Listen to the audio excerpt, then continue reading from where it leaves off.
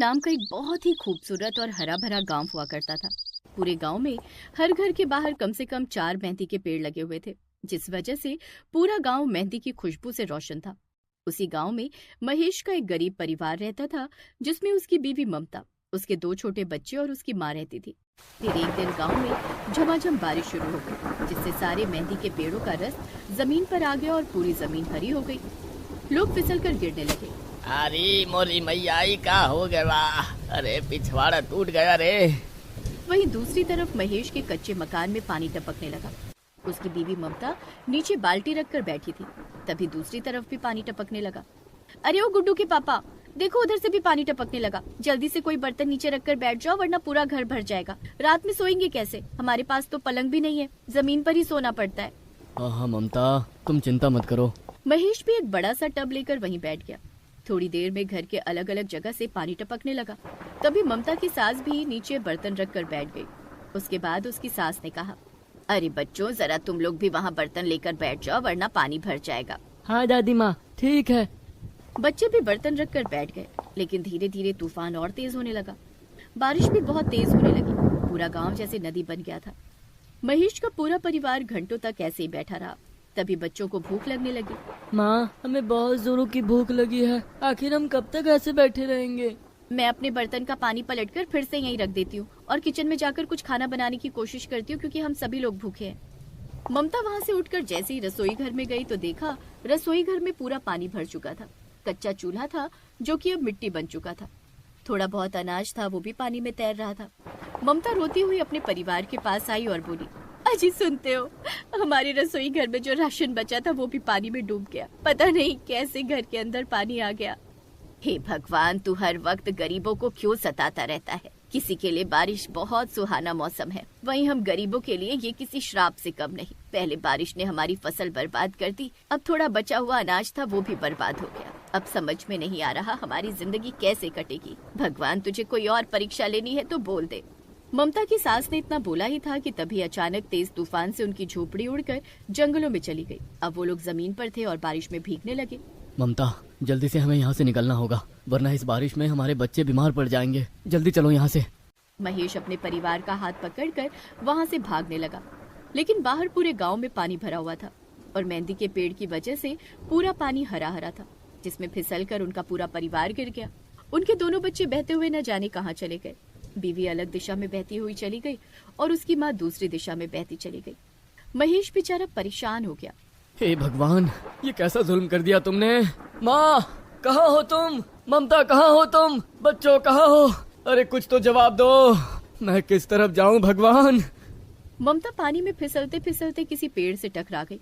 तभी उसने देखा कि उसके बच्चे भी तैरते हुए उसकी तरफ ही आ रहे थे। इसलिए ममता ने अपने बच्चों को संभाल लिया और पेड़ के सहारे बैठ गई। अच्छा हुआ तुम बहते हुए मेरे पास आ गए, लेकिन तुम्हारे पापा और दादी माँ कहाँ हैं? ममता की सास बहते बहते अचानक एक तालाब में गिर गई और डूबने लगी। कोई बचाओ, अरे कोई तो बचाओ, मुझे तैरना नहीं आता। महेश, बहू, कहाँ हो तुम लोग? तभी महेश को अपनी माँ की आवाज सुनाई देने लगी। ये तो मेरी माँ की आवाज है, उस तरफ से आ रही है, लेकिन उस तरफ तो बहुत ही गहरा तालाब है। कहीं मेरी माँ तालाब में तो नहीं चली गई? मुझे बचाना होगा अपनी माँ को। माँ, फिक्र मत करो, मैं आ रहा हूँ। महेश आवाज का पीछा करते करते तालाब की तरफ भागा। महेश ने अपनी माँ का हाथ पकड़ा और किसी तरह तालाब से बाहर निकला। माँ, आप ठीक तो हो ना? कहीं चोट तो नहीं आई?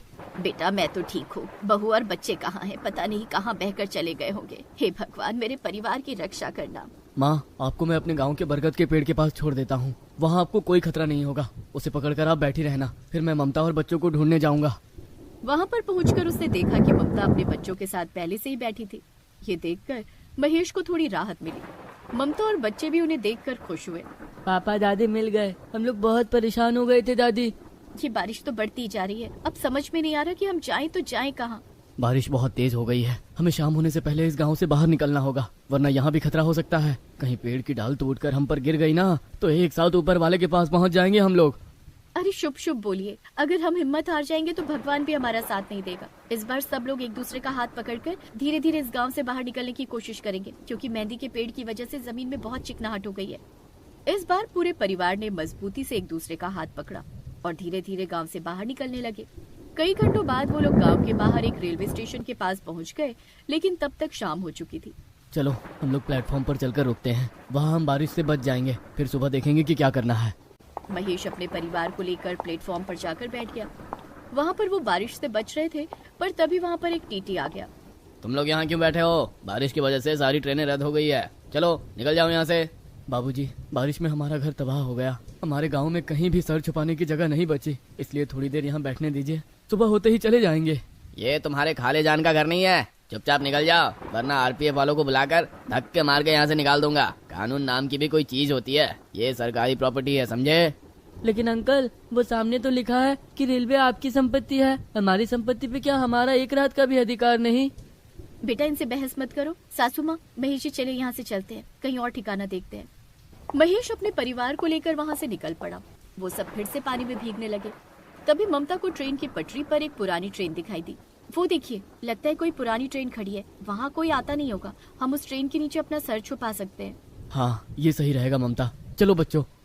महेश अपने परिवार को लेकर ट्रेन के पास गया। उसने देखा कि ट्रेन के नीचे एक बहुत बड़ा गड्ढा था। सब लोग उसी गड्ढे में बैठ गए।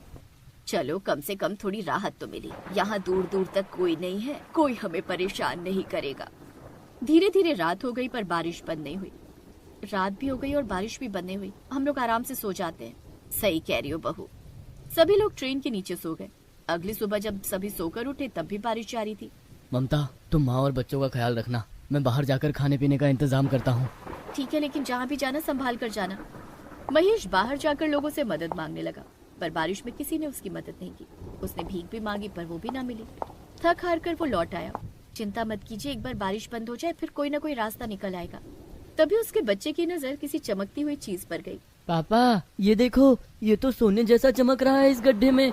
हाँ, लग तो सोना ही रहा है। महेशी, जरा थोड़ा और खोद कर देखिए इस गड्ढे को। महेश ने उस गड्ढे को पत्थर से खोदना चालू किया तो अंदर से ढेर सारा सोना निकल आया। पर उसकी सास ने कहा, है तो ये सोना ही, पर ये हमारा नहीं है, शायद किसी की अमानत हो।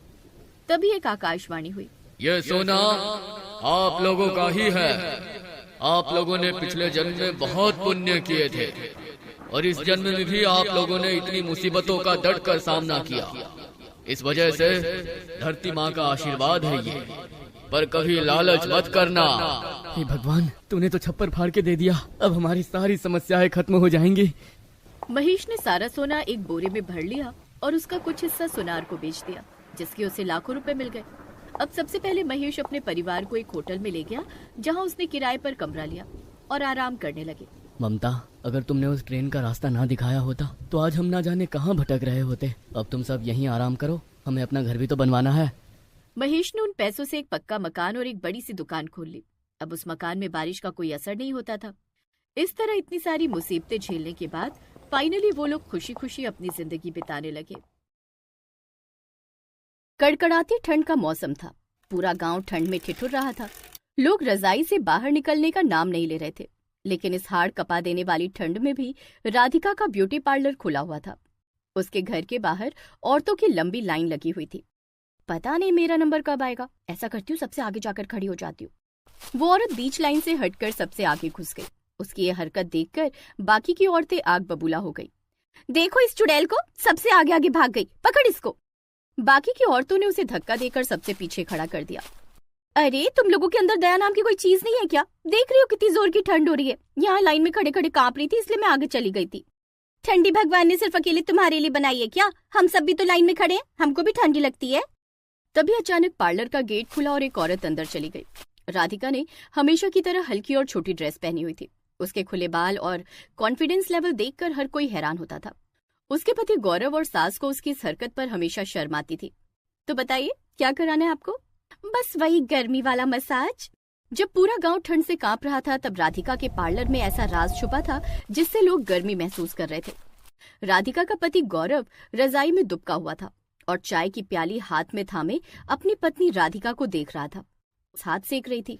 माँ, ये औरत कभी तो ढंग के कपड़े पहन ले। इतनी ठंड में ये छोटी ड्रेस, क्या जरूरत है इसे दिखावा करने की? अरे बेटा, मैंने तो पहले कहा था ये लड़की इस घर की इज्जत खराब कर देगी। हमारी बहू ठंड में ऐसे घूम रही है जैसे गर्मी का मौसम हो। इसमें मेरी कोई गलती नहीं है माँ, आपने ही मेरे लिए लड़की ढूंढी थी। अरे मैंने सोचा कि राधिका कमाऊ लड़की है। आज के महंगाई वाले समय में तुम दोनों मिलकर कमाओगे तो पैसों की बारिश होगी। मुझे क्या पता था ये इतनी बेशर्म हो जाएगी। इतनी ठंड में भी इतने छोटे छोटे कपड़े पहनकर घूमती रहती है। तभी राधिका कमरे में आ गई। उसने हल्के कपड़े पहन रखे थे और हाथ में एक चमचमाती क्रीम की डिब्बी थी। सासू माँ, आप हमेशा गुस्सा क्यों करती हैं? ये ठंड तो मेरे ब्यूटी पार्लर का सीक्रेट है। ठंड और ब्यूटी पार्लर का क्या रिश्ता? मेरी क्रीम से जो मसाज करवाता है उसे ठंड में भी गर्मी लगती है, इसी वजह से मेरे पार्लर की इतनी डिमांड है। और ये छोटी छोटी ड्रेस, इसका भी कोई लॉजिक है? ये मेरे स्टाइल का हिस्सा है। औरतें मेरे पार्लर में आती हैं तो उन्हें भी यही स्टाइल अपनाना पड़ता है। जो भी मेरे पार्लर में आता है वो भी छोटी छोटी ड्रेस पहनने पर मजबूर हो जाता है। इतना गर्म जो कर देती हूँ मैं उन सबको। खैर, अगले दिन गांव की एक महिला सुशीला पहली बार राधिका के पार्लर में आई थी। ठंड से कांपती हुई उसने मोटा स्वेटर, मफलर और ऊनी शॉल पहना हुआ था। राधिका, इतनी ठंड में तुझे जरा भी ठंडी लगती? तू तो छोटी छोटी ड्रेस में आराम से घूम रही है। दीदी, आप मेरी क्रीम का कमाल देखिए। मसाज के बाद आपको भी गर्मी महसूस होगी। आप भी मेरी तरह छोटे छोटे कपड़े पहनने पर मजबूर ना हो जाओ तो मेरा नाम बदल देना। अगर ऐसी बात है तो मैं भी तेरा ये कमाल देखना चाहती हूँ। राधिका ने सुशीला को मसाज बेड पर बिठाया और क्रीम लगानी शुरू की। क्रीम लगाते ही सुशीला को गर्मी महसूस होने लगी। उसने मफलर और शॉल उतार दी, लेकिन जैसे जैसे मसाज जारी रही उसे और गर्मी लगने लगी। अरे राधिका, ये क्या कर रही है? मुझे तो बहुत गर्मी लग रही है।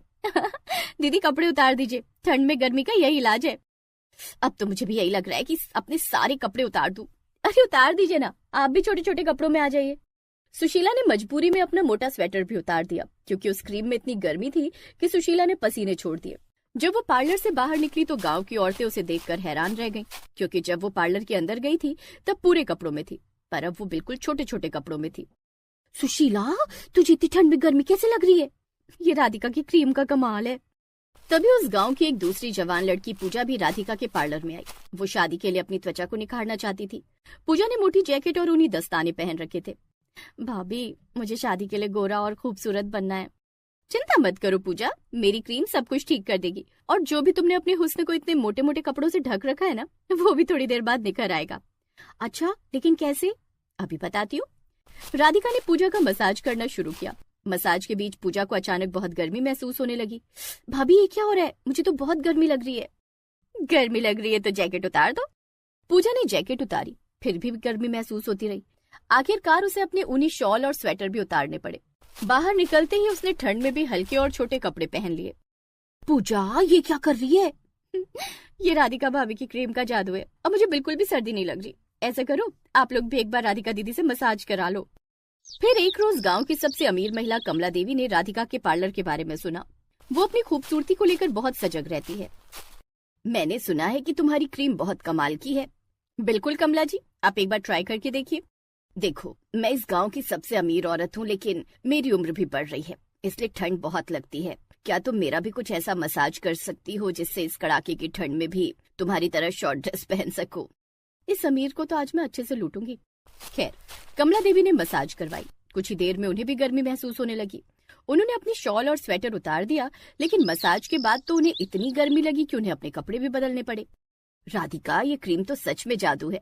मैंने तो पहले ही कहा था ये कमाल जरूर होगा। अब निकालिए 1 लाख रुपए। 1 लाख रुपए? आप जैसी हस्ती के लिए ये क्रीम मैंने स्पेशली जापान से मंगवाई है। खैर, कमला ने उसे पैसे दे दिए। जब गौरव और उसकी सास ने राधिका के पार्लर की इतनी चर्चा सुनी तो वे भी सच्चाई जानने के लिए वहां पहुंचे। उन्होंने देखा कि हर महिला हल्के कपड़ों में बाहर निकल रही। माँ, आज मैं राधिका के पार्लर के अंदर जाकर देखता हूँ कि आखिर ऐसा क्या जादू करती है ये। कहीं कोई गलत काम तो नहीं कर रही? हाँ बेटा, मुझे भी डर है कि कहीं ये पकड़ी गई तो पुलिस हमारे घर पर खड़ी हो जाएगी। गौरव राधिका के पार्लर में घुस गया। राधिका, ये सब क्या हो रहा है? आखिर क्या मिलाती हो इस क्रीम में जिससे सभी औरतों के कपड़े छोटे हो जाते हैं? ये मेरी क्रीम का जादू है। इसमें ऐसी जड़ी बूटियां हैं जो ठंड में गर्मी का एहसास दिलाती हैं, इसलिए मसाज के बाद लोग हल्के कपड़े पहनने पर मजबूर हो जाते हैं। और तूने ये सब क्यों किया? सासू माँ, इससे मैंने खूब पैसा कमाया। गांव की हर महिला मेरे पास आती है। ठंड के मौसम में मेरा पार्लर गर्मी का एहसास दिलाने वाला बन गया है। तो यही कारण था कि तुझे ठंड में भी ठंडी नहीं लगती थी? लेकिन अगर किसी दिन किसी ने तेरी पुलिस कंप्लेन कर दी और तेरा पार्लर हमेशा के लिए सील कर दिया तो? सासू माँ, मैं कोई कच्ची खिलाड़ी नहीं हूँ। इसमें जो भी जड़ी बूटियां हैं वो हमारी स्किन को कोई नुकसान नहीं पहुँचाते। और मेरे पास एग्रीमेंट भी है जिसमें साफ साफ लिखा हुआ है कि मैं क्या क्या प्रोडक्ट यूज करती हूँ। अरे वाह, तुम तो सच में बहुत समझदार निकली। हम तो तुम्हारी ये बेशर्मी से भरा पार्लर बंद कराना चाहते थे, पर तुम जो भी कर रही हो अच्छा कर रही हो। लोग अपनी मर्जी से गर्मी वाला मसाज कराने आते हैं। राधिका, वैसे तूने जो किया वो सही था। अब तो मैं भी तेरे पार्लर की मदद करूंगी। और हाँ, आज रात मेरी भी मसाज कर देना। क्यों सासू माँ, आप भी मेरी तरह छोटे छोटे कपड़े पहनना चाहती हैं? तो इस तरह अब राधिका, गौरव और उसकी सास ने मिलकर पार्लर को बड़ा किया। राधिका की क्रीम गांव की सबसे प्रसिद्ध क्रीम बन गई। पूरे गांव में उसका नाम छा गया। ठंड का इलाज गर्मी नहीं, राधिका की क्रीम है। दूर दूर से भी लोग राधिका की क्रीम का सीक्रेट जानने आते थे, पर उसने किसी को भी उस जड़ी बूटी के बारे में